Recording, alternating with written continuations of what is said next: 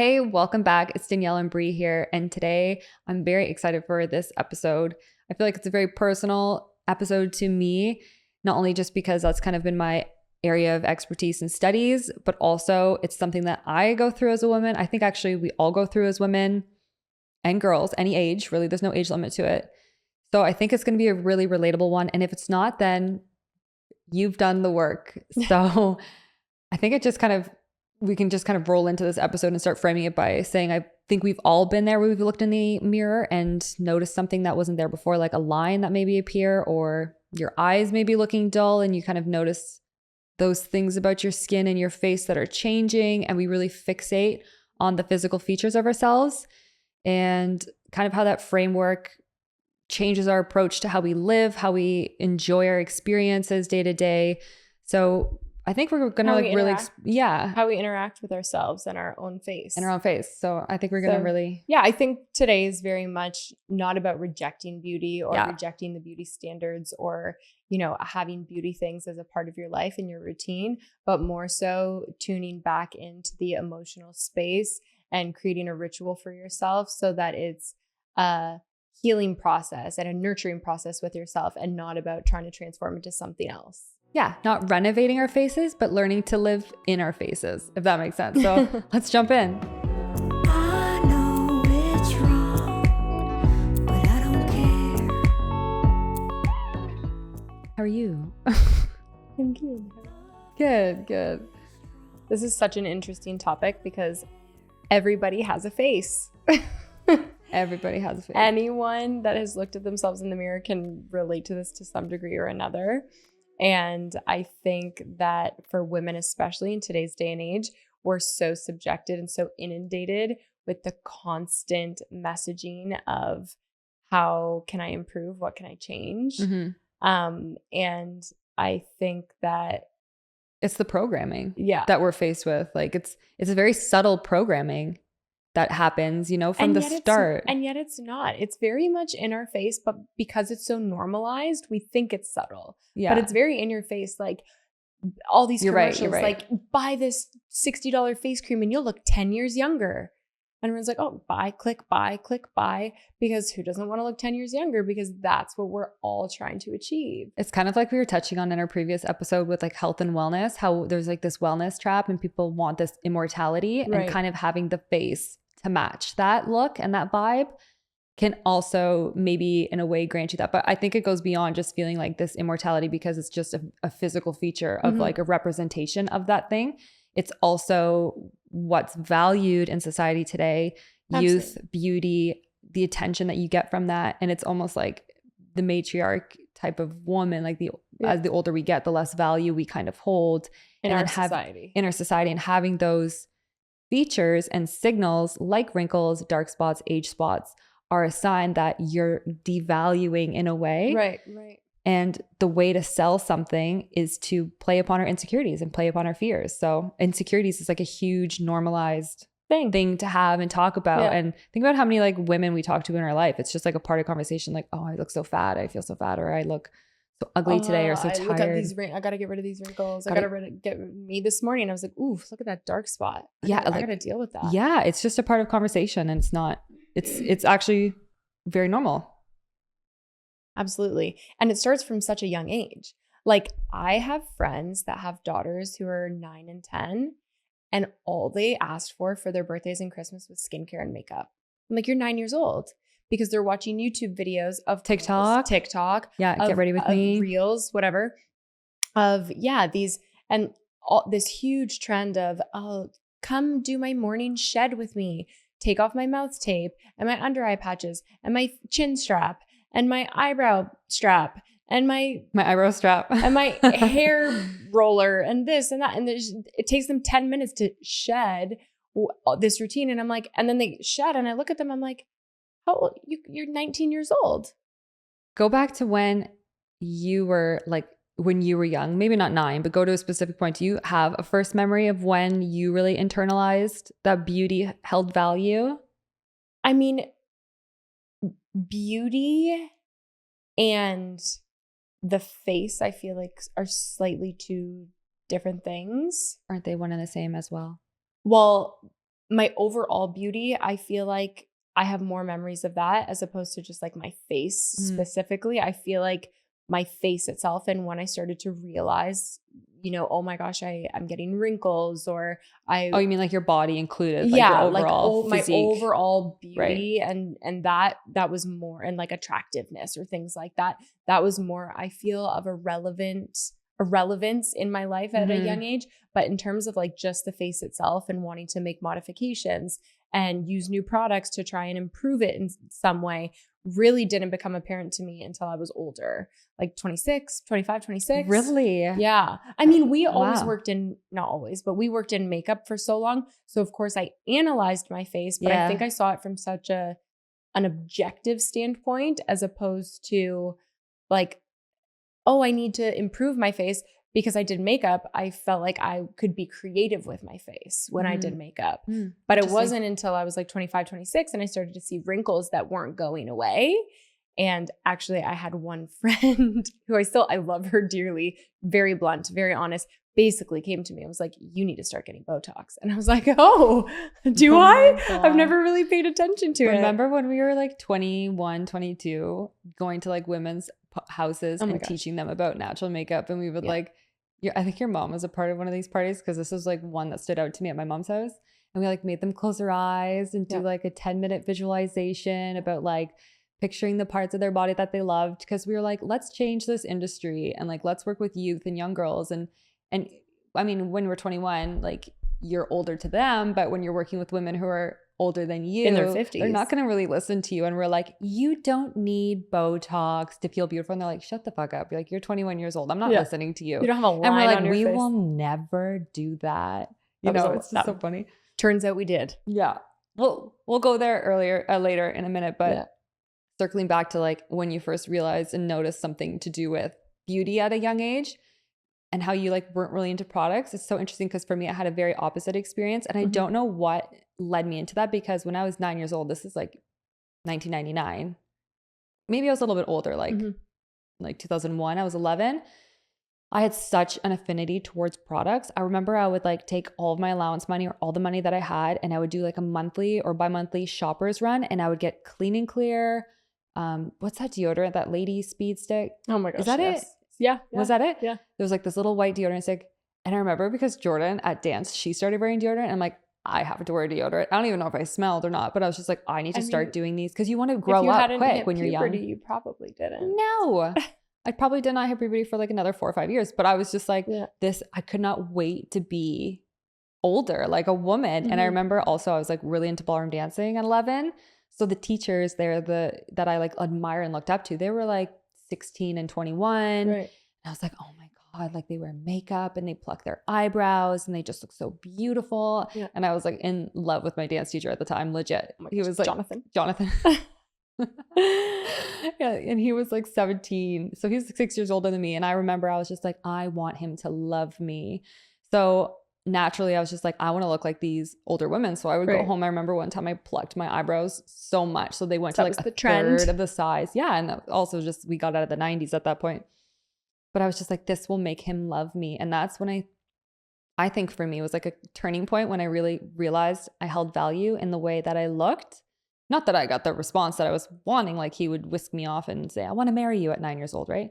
Yeah. But actually, now that I'm thinking about it, going back even younger, because I always had like body hair, leg hair was always so prominent. I even have memories as young as like 5 and 6, because I remember grade 1, like my pants at school were too short. So even when we were sitting in like circle reading time, the kids would look at it and I'd try to pull them down or pull my socks up. And so self-conscious at such a young age. So self-conscious. And we also had a babysitter. His name was Robbie. Sam and I loved him. And I vividly remember would like grab my leg and pull my leg hair and like laugh. And it was traumatizing, because I was like, oh my God, embarrassed, don't love me. Yeah. Like these are vivid memories that are so ingrained as a young girl, being like, okay, body hair is not okay. Right.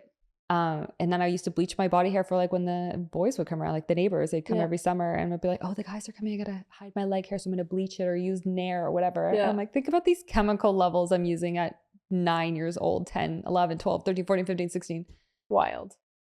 And that was like at one point in my life, I read an old journal, because I was like going through my old journals when I was 9. My biggest wish in the world, if I could wish for anything, it was to not have body hair.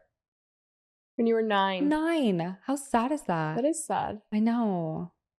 Yeah. Huh, So you're pretty much hairless now. but pretty much. Well, I mean, like I haven't touched my arm hair and I can't even remember how many years ever. But that was such a focus, and that was like my life and my world, because when you're young, like your world is all you know. Yeah. Right. So it's just like when you see a toddler drop out ice cream and they're screaming and crying, you're like, stop crying, stop screaming. It's fine. It's okay. It's just ice cream. To them, it's their world. Right. That's everything in that moment. So, but you know, that's why it's so sad, because we don't come into the world thinking that there's something wrong with us. We don't come into the world thinking that there's something distorted or that needs to be changed about our face. Right. This is something that we learn over time, and we're conditioned to believe that there is something wrong and something constantly needs to be fixed, worked on, edited. Yeah. So, and it's also like looking at the influences in your life, because social media is such a new thing. So I can see why it gets younger and younger, and it's like an epidemic these days. But even when I kind of look in my past, it's like, who are the women around you? You have your mother. I didn't have aunts and really, grandmother was like very big, and she was a lot older than most grandmothers, and she was, other than like a lipstick. But even still, that counts, because it's like you look at the influences in your direct circle, and then you have like the next step out of that, which is television, magazines. When you're at grocery stores, you see all these like Us Weekly, whatever, all about this person got fat. She's gaining weight. She's looking wrinkly. And you're like subconsciously picking up these subtitles and headlines. You're not maybe thinking about it all the time, but these are subliminal messages and programming that's starting to shape the narrative of physical. Women are every commercial. It's wild, because, you know, everyone had cable TV growing up. And for the most part, over the last, and over the last 10 years, it's really transitioned to, you know, shows on and movies on apps, on all these apps, internet, TV, streaming, whatever. And in the early days, it was just Netflix and there were no commercials. And I remember I didn't have a TV for 8 years. I just didn't have a TV. And when, like growing up, or when Netflix first came out? Oh, okay. As like just watch on your laptop. Like watch something on my laptop. I would watch Netflix, you know? And so I didn't see commercials for the longest time. Mm-hmm. When I started dating Josh and he had cable TV because he loved watching sports, all the commercials, I was like, oh my gosh, this is insane. Like every single commercial is about either being in the United States, a drug, yes, or a product to change yourself. Mm-hmm. I'm like, this is wild. It was like this anti-aging skin cream, and then it was a side effect for losing weight, heart rate, blood clot, and then it was a commercial for, you know, some kind of body shake system to lose weight, and then it was a pill for diabetes. And I'm like, oh my God, you're just inundated with, we have a solution to your problem and you have to pay for it. That's all it was. It's just so wild. But, you know, I think that, well, that's how society profits from it, right? Of course. It normalizes these things profiting to the point where it's just insecurities. Like, it's a normal way of speaking, like you're saying. But even now we see these trends. Well, specifically like me, because this is like the industry that in my algorithm, it's just like glass skin trend, the clean girl trend, the mafia mob trend, or the mafia wife trend. What's that? Where it's just like a type of Italian look makeup where you look like a mob wife. Oh, funny. There's certain qualities and traits that you do. And it's like, it becomes very performative, right? Because it's fun to do these trends and like try on different outfits and clothes and play with identity. And I think that that's where that fine line between like adornment with makeup and then also like concealment and performance can kind of cross over depending on, right? So I really think that just kind of this key takeaway of this section of what we were just discussing is acknowledging that these insecurity type of things and programming is a very normalized thing when it shouldn't be. It should be really questioned and talked about a lot more. Yes. And like the fact that you said there's 9-year-olds out there who want skincare, like I see it too. We live like up at the lake in Muskoka. Like they want Sephora gift cards. They want purses full of lip glosses and skincare and toners. And that's, you hear the Sephora. My own daughters. I have a 2-year-old and a 4-year-old daughters. And as soon as they see me putting lip gloss on, mommy, can I please have some lip gloss? Now, I think for them more so, they love the feeling of it on their lips. They're like, Yeah. They Well, that's just what wanna, I'm saying. There's like an apply adornment chapstick feature. 500 times a day. But Mhm. And they love the color pink. So why would they not Yeah. want to wear pink on their of lips? course, I get that. I get think that there is like a cuteness to it a little bit, but I definitely think that, you know, we have to step back sometimes and look inwards and make sure that you're aware that you are buying into this manipulation. Well, I think that a lot more people these days are becoming a lot more aware. So they're falling into this clean girl, no makeup, natural self, right? But there is still a very heavy performative section to those things because you still have to buy all these products to achieve this perfected look. Right, which is like all the expensive natural skincare. Yeah. I mean, you go on TikTok. I mean, that's my algorithm, I feel. Yeah. And I'm scrolling and it's like every other page that I'm scrolling through is some type of skincare that they're selling me. Like the hyaluronic acid tubes. The retinol. And the Jove red light I mask. was going to say Joe Fresh. No. And the, you know, it's like all these products, they're just constantly being like, oh, and you need this one to look younger. Yeah. Wild. It all kind of is all like expensive. concealed in a way that like you're doing less, Right. but you're Well, actually it's just your skin because you're not caking on the makeup. yeah, like let's instead of wearing so much foundation and concealing who you are because everybody's aware of the concept, I get. Mm-hmm. Let's just perfect the skin so you don't need the makeup to Right. conceal. But it's like, what is foundation? Foundation is to make your face a flat canvas. Then you have contour, blush, highlighter to bring out dimensions, to shape your face, change the way it highlights and picks up light and adds shadow. But like people are the whole process and like concept of it is that you don't need any of that because your skin already looks that way. But Right. the reality is normal skin doesn't look that way. Right. But we're trying to be now this new programming I'm seeing in this kind of day and age is that is normal skin that we're after. Right. When really that is not how skin functions. Like No. for instance, we were talking about age spots earlier and I actually had someone reach out to me earlier because she's like, oh, you know, I'm getting older. My age spots are starting to show, like what sunscreen should I use or what would I do? What would you do? Mm-hmm. How do I conceal that? But an age spot is just your body literally healing itself from over sun exposure. And I mean, even with the sun, there's so many layers to it, right? Like even with the sun, we want to get tan because we think a tan and having color makes your skin look healthier and more beautiful and accepted. And there's cultures who want to look whiter and more pale. Yeah. But if your body's overexposed to the sun and gets affected from that, it's going to repair and it has the mechanisms to be, and the cells know what they're doing. The intelligence is like beyond understanding of what it's doing. And what's happening is just a sign of your skin repairing itself and healing itself. Yep. And also as we age and get older, it's going to have spots. It's going to have lines for movement. Like you cannot avoid that. Right. Even though we try to, because why? Youth is revered in this society and it's what is it called? It's like put on a pedestal. It's what it's sought after. It's the ultimate goal. It's the ultimate goal.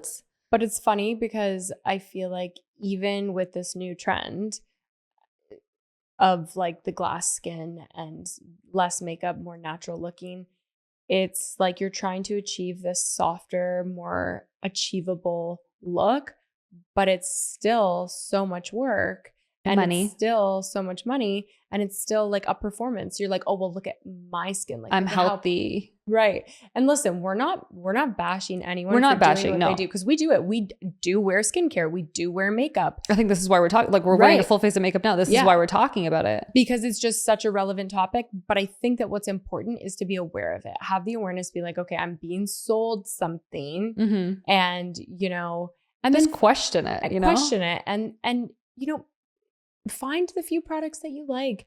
But I think it's more about like paring down, and then not just paring down, but the skincare and the makeup shouldn't be performance based. It should be a ritual. Mhm. That should be the time that you have with yourself to nurture yourself. Like I cannot tell you how much I love the nights when I find my second wind after the kids go to bed. I'm like, it's going to be a facial night. And I just spend like an hour in the bathroom, like taking care of my skin and taking care of my face and my hair and my scalp and everything.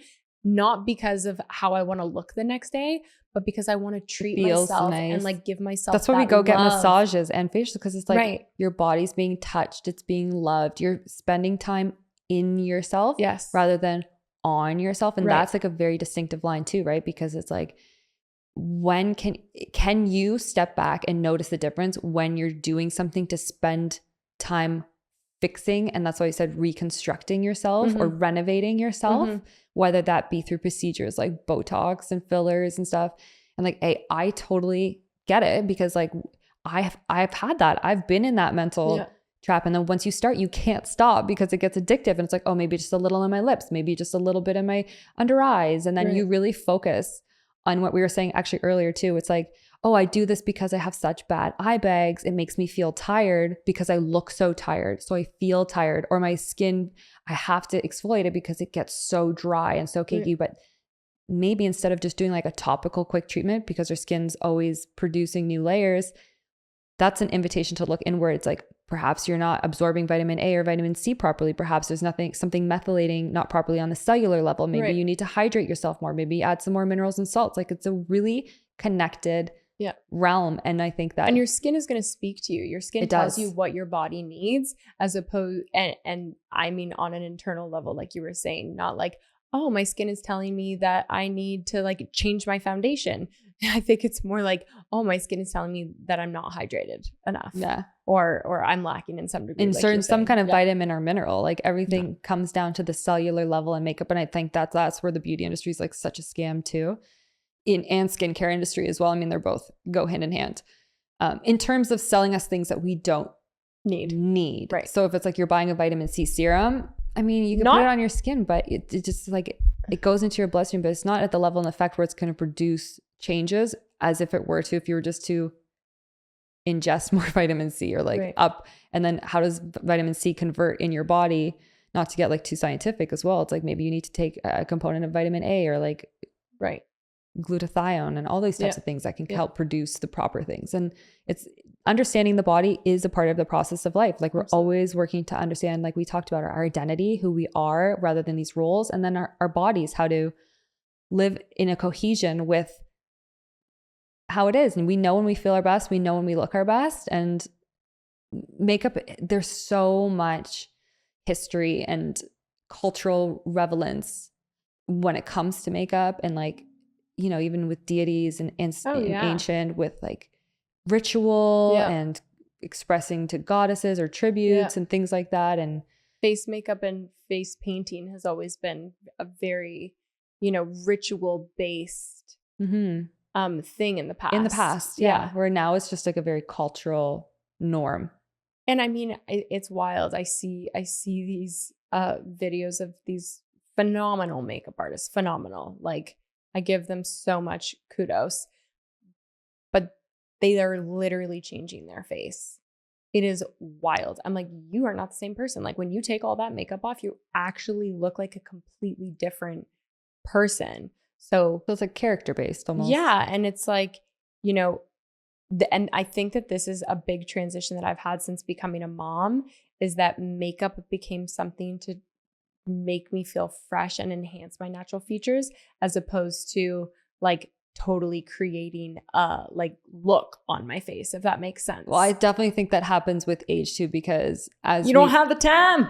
That's for sure. And as we know, our skin changes tremendously. So it's like you cannot wear, and that's the problem. What I experienced and what we experienced most when we were doing like group lessons and sessions with, when we did Faced at the beginning, was a lot of women were stuck in these routines that they've been doing their whole life. And as their age, or as their face changed with age, they found that the same foundations, the same techniques weren't working for them because their skin was settling different. The lines were, you know, so they wanted to learn upgraded techniques of how to work with their changing skin, and all those things aligned with it. And that's why I think it goes back to like, self-care is honoring yourself. Self-care is finding those rituals and those moments to do truly nurturing things for yourself, as opposed to looking at it as something you're doing to obtain an outward reaction or attention. Well, even like with brides specifically, the number one thing you would hear is, I want to look like myself, like an upgraded version of myself. Yeah. Because you want your husband to recognize you, first of all, Of course. down the aisle, and it's daylight. Like a lot of people Except want to. For those brides that would come to me with a picture of J-Lo and they were like, I want to look like that. Oh yeah, that was the season though. That was the Sweetie J-Lo pie, glow. You have blonde hair and blue eyes. But also And like fair skin. You are not, I can do that makeup on you, but you are not going to look like that. But also if you look at Middle Eastern cultures too, like their weddings are known to have like full face of makeup. Glam. But look at like the fits that they wear too, you know, that's also part of the cultural direction of that's just how it's been done too. So it's just such a fascinating, I love this topic so much. It's such a fascinating topic. I'll talk about it forever, literally. I feel like one day we should talk about though face and how we started our first business and what we did with that, because it's all interconnected to exactly where we are now. And this topic specifically, like makeup and our connection to it and our bodies. But it's just wild how we have been programmed to believe that we need to make modifications to our face. Yeah. We have been programmed to believe that we need to renovate our looks. And wanting to make changes to your appearance for yourself and your inner work is totally great, and do it from a place of love and try to have awareness around maybe not doing it so much from a place of wanting to get that reaction and attention and doing it as a performance, but really doing it as an internal act of self-love. Yeah. And even though I feel like that's easier said than done, because a lot of people and most women would be like, I wear makeup for me. Yeah. That's the most common answer is I wear makeup for me, because honestly, that was my answer for a long time too. And in a way I do wear makeup for me because, you know, you can't fucking lie. Like you look in the mirror and you're like, I look hot. I love the way I feel. This makes me look good. I look hot. You know what I mean? Those times where you look, your makeup looks so good. You're like, I don't want to take this off. And then you like go back and then you're like wearing a messy bun and a frizzy sweater. And you just like, you take on the character that you're playing. Yeah. Yeah. So it's just so interesting because I really feel like there is such an emphasis in culture on the visual changes, the immediate visual results that you get from having certain procedures or incorporating certain products into your routines and rituals, versus like what you were saying, how you did the self-care at night for yourself just because it feels good. So doing things and rituals such as like skin tracing, so you can like really embody and get into your body instead of like looking at yourself in the mirror, which actually just triggered another thought for me when you were talking earlier, like how in human history, so crazy, we were never meant. I saw, I don't remember if it was a study that was done or how the information was relayed. I can't remember, but I saw this post talking about, and it made so much sense, that as humans, we're not actually meant to see our reflection as much as we do, because nature was created to where the only place we would ever see our reflection is in a body of water. And so for us to have mirrors and reflective surfaces surrounding us, or cameras, like phones. Cameras, the selfies.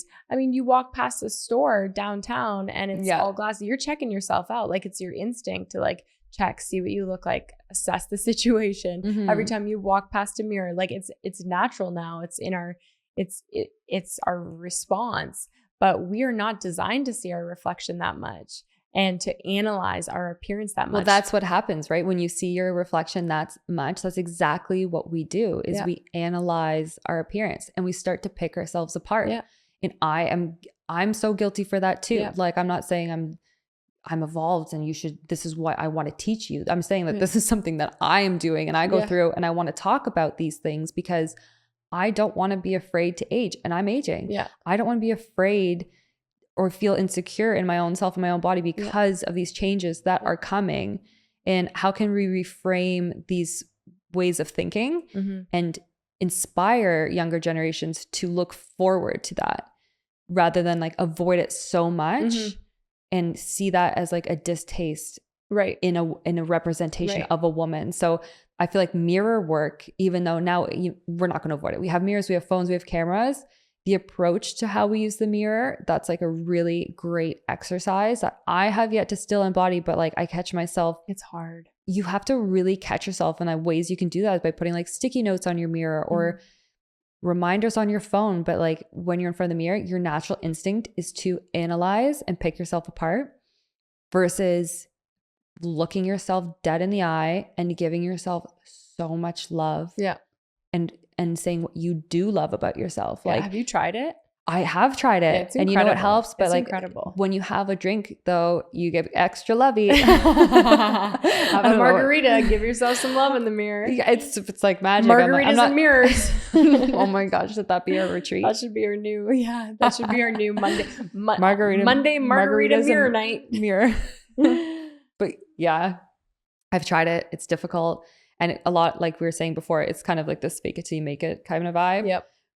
But eventually your brain will start to reprogram and condition itself and believe you when you're saying it rather than just saying it as an empty affirmation. Yeah. If that makes sense. And words carry power, right? Words are energy. Yeah. And so whether you believe it in that moment or not, the more you say it and the more you do it, your body's listening and you will respond to it. The cells in your body are constantly listening and changing. Yes. I've done it more because actually one of the influencers I follow, she like released this self-love kind of ritual PDF when you like sign up for a website and stuff. And one of the sections in it is mirror work. Mm-hmm. And obviously after reading that, I'm like, I got to try it. But I've been a lot more conscious of it since doing that because it helps to have like that supportive reminder and community of others that you follow and like choose to see in their work and incorporate. And there has been times, especially since becoming a mom, where I've like genuinely connected to myself where I cry. Yeah. Like you're releasing and you're healing parts of yourself where you were so hard on the way you look. Like the amount of, this is a totally different side, but I guess it's connected to beauty, but like the amount of eating disorders that are normalized that women go through and young girls especially. Yeah. Like I myself, you yourself, we both have been in that young mindset of being in a deep eating disorder where that is your whole focus all the time, just trying to control. Yeah. And that's kind of like where it can come from, is a stem of control. Yeah. Right. You're controlling what you eat or what you don't eat, what goes in your body and how you look, therefore. And I get it. Like we get it, because when I first started to really be into that eating disorder, I was validated a lot by men. Look at how thin you are. Yeah. Like how beautiful you look. Like you look great. Yeah. And that amount of attention I had never received before. Right. So it was validating, and I didn't see the harm in it, because you're young, you think you're invincible, you're never going to die, nothing's ever going to happen to you, you're healthy, you're partying, you're having fun, you're with your friends. You're like, it's not a big deal. It's not a big deal. But I mean, like now I'm suffering from like autoimmune issues, which I definitely was triggered from like the gut problems. And like I'm still dealing with psoriasis today, which is just kind of like an offshoot of it. So I do believe every young girl and woman has to follow their own path and go on their own trail. Because if I had someone like older than me, another woman looking down at me and being like, oh, you shouldn't do that, and you should be grateful and you should love your body, and I'll be like, yeah, okay, thanks. Yeah. Like, you're old, whatever. Yeah. You know what I mean? Like, not directly, but kind of just like, what do you know? But it's just like, oh, they were my age once too. So it's, instead of like telling, it's almost like inspiring and kind of just shifting the lessons. Reframing the way we interact with ourselves. It's okay to aspire and want to partake in beauty, the beauty industry to some degree, but it's just reframing the way you interact with it with yourself. Yeah. I think that's all. And we're, like Danielle said, we're not experts at this. We have not perfected this. I think it's something that we aspire to constantly work at and be better at, because we have come a long way from where we were when we were younger, and we see how impactful it's been for those changes in both of us, and to see where we are now and how much we love ourselves and how we have worked really hard at reframing our relationship with ourselves and our beauty and our image and our face. You know, it's changed a lot.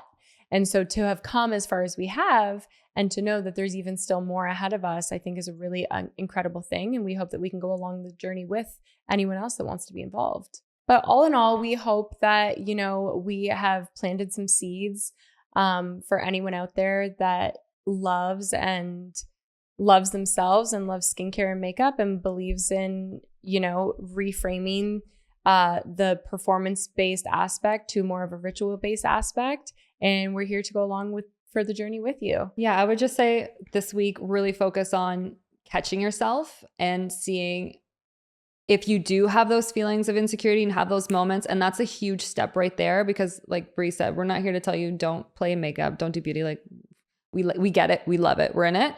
Just ask yourself the question, why? Go deeper into catching those thoughts and those insecurities, and also reach out to us on our Instagram. We would love to hear from you. We're very active on there at the Honey Toast Podcast.